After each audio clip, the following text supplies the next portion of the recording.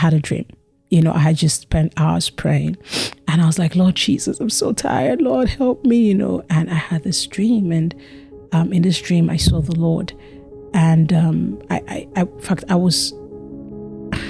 so I've had several dreams about Jesus, but in this particular one, I was in heaven, and as soon as I saw him, I was like, Lord Jesus, I ran to him. I was like, Jesus, but this time he wasn't like all the lovey and everything. He was just the master. And he said to me, hey, Isi, you're welcome. But I need to introduce you to, and he pointed to an angel, and it was like, he's going to take you to class. And I was like, why class? Like, I don't need any classes right now. I just need therapy session. Like, can I tell you what the world has been doing to me, And so this angel tells me, hey, Isi, let's go. And he takes me to class, and he's introducing me to all these people that I was sitting in this session with. And so I was there wondering, so we're going to go to school. And I was wondering, what class am I? What level am I on? After everything I've done on earth, am I a child? And I sat there in class.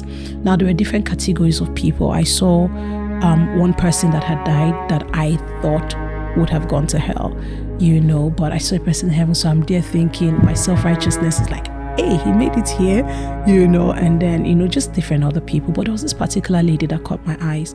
She had a baby, and she was just sitting in a corner in the class, and she was so sad. Like, you could see her, she was sad and she was angry.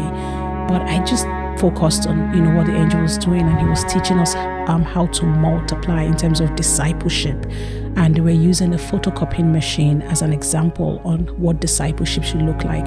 So make photocopies of Jesus. And so he was teaching us basically the mechanism of discipleship.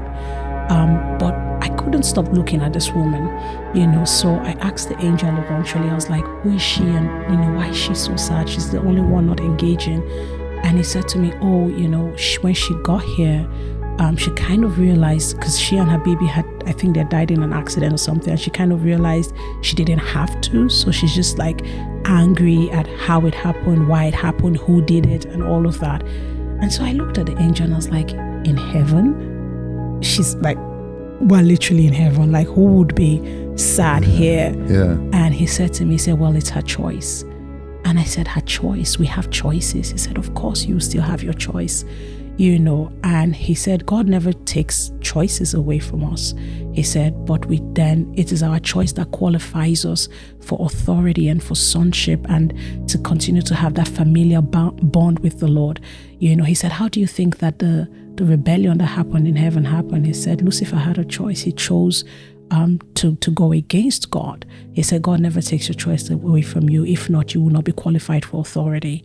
And I was like, wow.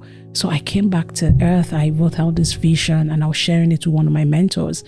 And he was like, wow, this is incredible. You have all these amazing dreams. And while we're done, he said to me, he was like, so that woman, what do you think about her? I was like, that was like the highlight of my dream. How could someone be so sad in heaven? He said, who do you think she is? I was like, I don't know. He said, I actually think she's you. And as soon as he said it, I saw it. Oh no.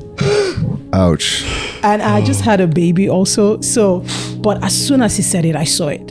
And he was like, Isi, I have not met anybody who, so easily connects with heaven and the atmosphere of God as much as you do.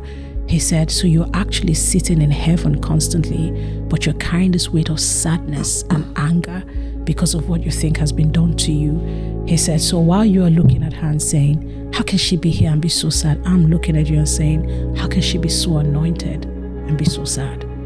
And so from that dream, I learned that it's my choice how I choose to see and respond to the circumstances of my life. I have access to heaven and to Zion and to his presence, but his presence will never alter my emotions. I have to choose to go with thanksgiving for who he is and what he's done for me.